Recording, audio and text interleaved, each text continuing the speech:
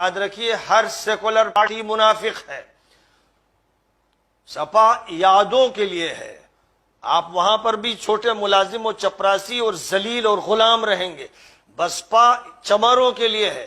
وہاں پر بھی آپ چماروں اس کے بدتر رہیں گے اور ان کی جوتیاں سیدھی کریں گے. جہاں تک تعلق ہے اویسی صاحب کا، ان کو قبول کیجئے.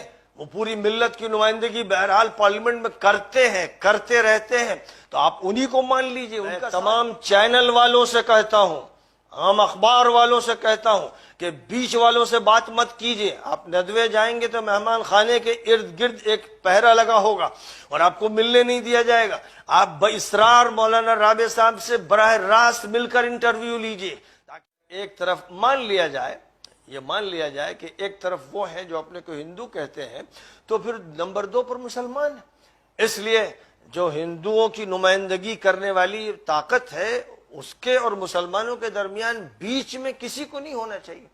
یہ جو سیاست کانگریس نے چلائی اور جس سیاست کے ساتھ جمعیت العلماء نے اپنے کو بالکل ایک ضمیمہ بنا دیا، وہ سیاست دھوکے کی تھی، نفاق کی تھی. اس سیاست کی تہ میں تو وہی لوگ تھے جو ہندوتو کے نمائندہ تھے، لیکن اس کی اوپر کی سطح پر منافقین تھے جو بولتے کچھ تھے، دل میں رکھتے کچھ تھے. اور انہوں نے ایک طویل عرصہ 1947 سے لے کر پھر اگر آپ یہ کہیں کہ تقریباً 50-60 سال کا عرصہ اسی طرح گزارا کہ جو اس ملک کی سب سے بڑی اقلیت ہے اور جس کا اپنا ایک تشخص ہے اور اس کی اپنی ایک تاریخ ہے اور اس کا اپنا حال ہے، اس سے جھوٹ بول بول کر منافقانہ طریقے پر اس کو استعمال کر کے دھوکہ دے دے کر اس کو حاشیے پہ لا کے کھڑا کر دیا ہے. یہ ان کا رویہ رہا ہے. پھر اس کے بعد چونکہ مسلمانوں نے اور ان کے بڑے بڑے علماء اس میں مبتلا رہے، انہوں نے یہ رویہ اختیار کیا کہ اللہ نے کہا تھا کہ للہی نظام ہو، ربانی نظام ہو اور حلف الفضول کی بنیاد پر بات ہو، جس میں ہماری اقلیت کا قائد ایک دوسری اکثریت کے قائد سے بات کرے، بیچ میں بچولیے نہ ہو، بیچ میں کوئی میڈیٹر نہ ہو، بیچ میں منافق نہ گھسے. عبداللہ ابن ابی اور اس کی پارٹی کے لوگوں کو کنارے ڈال دیا جائے. نبی پاک علیہ السلام نے کبھی انہیں کوئی عہدہ نہیں دیا اور کوئی مسلمان کبھی یہ نہیں کہتا تھا کہ عبداللہ ابن ابی ہمارے لیڈر ہیں.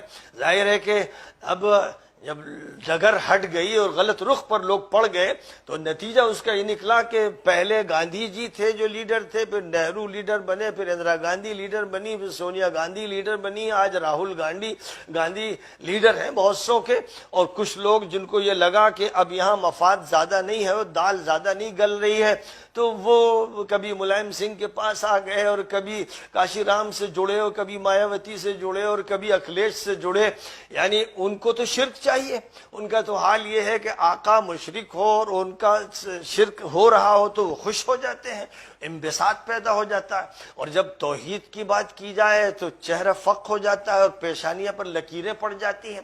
ان کو عادت ہے کھپچی لے کر چلنے کی، واکر پر چلنے کی، لنگڑے لولے ہیں، اس لیے ان کو سہارا چاہیے.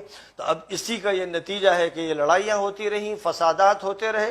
میرا یہ کہنا ہے کہ اگر یہ مانا جائے کہ RSS کے ہاتھ میں اس ملک کی بات ڈور ہے، اگر یہ مانا جائے کہ BJP ایک طاقت ہے، تو پھر مسلمانوں کو جو بات کرنا ہے وہ BJP سے کرنا ہے. جہاں آپ نے بیچ میں کچھ لوگوں کو ڈالا، جہاں آپ نے اپنے میڈیٹر تلاش کیے، جہاں آپ کھپچیاں لے کر آئے، وہیں پھر آپ کو ڈسا جائے گا. ظاہر ہے کہ کانگریس کے دور میں مسلمانوں کو بار بار ایک بل سے ڈسا گیا، بلکہ سینکڑوں بل بنا دیے گئے اور وہ ڈسے جاتے رہے.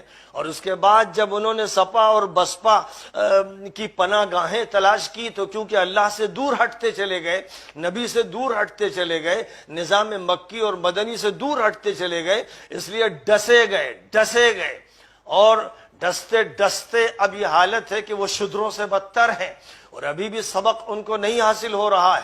لہذا ان کو معلوم ہو جانا چاہیے کہ اگر انبیائی نظام کو لے کے چلنا ہے، اگر قرآنی نظام کو لے کر چلنا ہے، تو ہمارے ملک کے دستور کو ایک کنٹریکٹ مانتے ہوئے اس کے جو بڑے ذمہ دار ہیں آپ کے نزدیک جو بھی ہوں، بیچ میں دوسرے نہیں ہونے چاہیے. اس لیے سیکولر پارٹیز کو بیچ میں لانے والے بدھو، احمق اور بے وقوف لوگ ہیں. یہ وہ لوگ ہیں جن کو بار بار ڈسا گیا، اور جب ان کو ڈسا گیا تو یہ اپنا علاج کرانے میں لگے رہتے ہیں، ٹھیک ہوتے ہیں تو پھر اسی بل میں گھستے ہیں. جو لوگ یہ کرتے ہیں، یاد رکھیے ہر سیکولر پارٹی منافق ہے. सपा यादों के लिए है। आप वहां पर भी छोटे मुलाजिम और चपरासी और जलील और गुलाम रहेंगे। बसपा चमारों के लिए है, वहां पर भी आप चमारों के बदतर रहेंगे और उनकी जूतियां सीधी करेंगे। जो लोग वहां जा रहे हैं वो अपनी बिरादरियों के लिए काम कर रहे हैं और बिल्कुल ठीक कर रहे हैं। हर आदमी को करना चाहिए, अपने खानदान के लिए करना चाहिए। ये मुल्क जो है इसका कॉन्स्टिट्यूशन बिरादरीवाद पर नहीं है, ये मानवता पर है। लेकिन जो लोग ये कर रहे हैं, जिन्होंने सियासत को नापाक बनाया, गंदा बनाया और कीचड़ बना दिया, वो ये कर रहे हैं। तो जाहिर है कि आप अगर उनके नुमाइंदा बनते हैं और उनको वोट देते हैं तो आप यादों को अपने सर पे बिठाते हैं, उनको अपना कायद बनाते हैं, उनकी पूजा करते हैं, उनकी जूतियां सीधी करते हैं।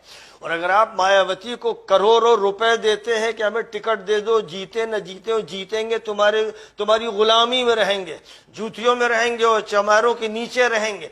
जो बेतौफीक, जो अहमक, इस उम्मत को बेचने वाले, जो मुजरिम ये करते रहे, उनको इससे आजाद होना चाहिए और चाहिए कि वो अपनी क़यादत सामने लाएं।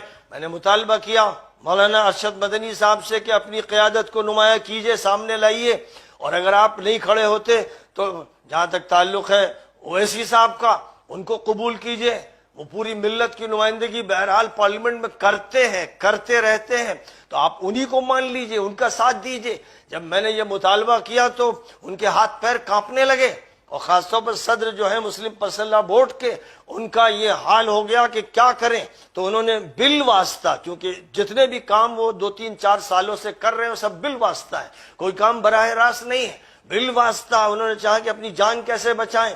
तो सवाल अभी तो ये भी होगा, हुकूमत की तरफ से भी होगा, आवाम की तरफ से होगा कि जब असदुद्दीन ओवैसी हैदराबाद में दावतें कर रहे थे और होटल में ठहरा रहे थे और 1.5 करोड़ रुपया दे रहे थे, तो अब सदर साहब, क्योंकि वली रहमानी साहब मरहूम हो गए, जनरल सेक्रेटरी थे, तो अब सदर साहब के जिम्मे है कि वो 1.5 करोड़ का हिसाब दें कि वो पैसे कहाँ गए, क्योंकि उसके बाद से कोई जलसा नहीं हुआ, उसके बाद से पैसों के खर्च का कोई मसला नहीं उठा। इसलिए अब तो ये सवाल पैदा होगा। मैं तमाम चैनल वालों से कहता हूं, आम अखबार वालों से कहता हूं कि बीच वालों से बात मत कीजिए। आप नदवे जाएंगे तो मेहमान खाने के इर्द गिर्द एक पहरा लगा होगा और आपको मिलने नहीं दिया जाएगा। आप बइसरार मौलाना राबे साहब से बराह रास्त मिलकर इंटरव्यू लीजिए ताकि पता चले कि कहां पर बिचौलिए घुसे हुए हैं और कहां पर वो अपनी बात कहना चाहते हैं और क्या कहना चाहते हैं। इस तरह ये धोखा किया जा रहा है, पूरी उम्मत के साथ धोखा किया जा रहा है और कुरान और हदीस की गलत तशरीह की जा रही और बेसहारा उम्मत को छोड़कर शुद्र बना दिया और उस मकाम से ऊपर उठाने की कोई संजीदा कोशिश नहीं हो रही। और अगर कोई कोशिश करता है तो उस पर ताने, गाली गलौज और नई नई बातें पैदा की जाती हैं। कुछ ऐसे छोकरे छोड़ दिए गए हैं जिनका यही काम है कि वक्त बेवक्त वो चूजे कुकड़ू कू करते हैं, जिसका ये नतीजा है कि उम्मत परेशान है, नौजवान परेशान है। मैं तमाम नौजवानों से कहता हूं, उम्मत के नौजवानों से, कि बराह रास्त कुरान पढ़ लो, हदीस पढ़ लो और नबी की सीरत पढ़ लो और ये तय कर लो कि तुम अपनी क़यादत को नुमाया करोगे और बिचौलियों को खत्म करके सेकुलर पार्टियों के जनाजे निकलवा दो। जो बात करना है करो मोहन भागवत से, करो मोदी से, करो योगी से, बात उनसे होगी और जो भी मसला होगा वो उनसे होगा। वो अगर एक ताकत है जो सबको हरा रहे हैं तो उन्हीं से बात होनी है। जैसे नबी पाक ने हुदैबिया के मैदान में उनसे बात की थी जो कट्टरवादी थे, उन्हीं से मुसालहत की और उन्हीं के साथ सारे मामलात किए, कभी भी बीच में किसी को दाखिल नहीं किया। इसलिए इस सियासत को अब खत्म हो जाना है। अब जो बात होगी बराह रास्त उस तबके से होगी जिसके हाथ में कमान है और उससे ये बात होगी कि हम हिज़्ब मुखालिफ होंगे। आप हमें ये मौका दीजिए, वो दस्तूर हमें मौका देता है, हम अपनी नुमाइंदगी लेकर आएंगे और अपनी नुमाइंदगी अपनी बुनियादों पर करेंगे और आपसे हमारा कंट्रैक्ट है, एक पैक्ट है, हम उस पैक्ट पर कायम रहेंगे और बात हम आपसे बराह रास्त करेंगे। अब हम अपनी बात आप तक अखिलेश के जरिए नहीं पहुंचाएंगे, मायावती के जरिए नहीं पहुंचाएंगे। हमें मालूम है कि ये मुनाफिक, हमें मालूम है कि ये सिर्फ अपनी बरादरी के लिए काम करते हैं और हमें बेवकूफ बनाते हैं और हमारे दरमियान बड़े बड़े गधे मौजूद हैं जिनका काम यह है कि वो अपनी पीठ दे देते हैं कि जो बोझ डालना हो डाल दो। ये जो सूरत हाल है इसको अब मुस्तकबिल के हिंदुस्तान में बदल दिया जाएगा इंशाअल्लाह।